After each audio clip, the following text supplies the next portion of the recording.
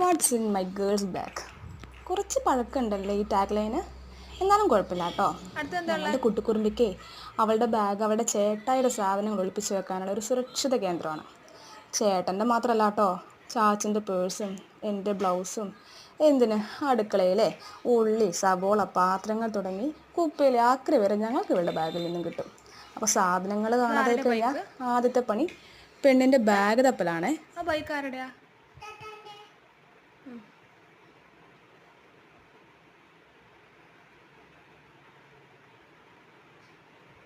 ഇനി എന്തെങ്കിലും ഉണ്ടോ അതിനകത്ത്? ഒരു എന്തെങ്കിലും ഉണ്ടോ? ആ ഫ്രണ്ടിലെ കള്ളിയിൽ എന്തെങ്കിലും ഉണ്ടോ? ഫ്രണ്ടിലെ കള്ളിയിൽ പാൻറ്റോ? ഒന്ന് കാണിച്ചു തന്നെ എനിക്ക്. അതാരാണാവോ?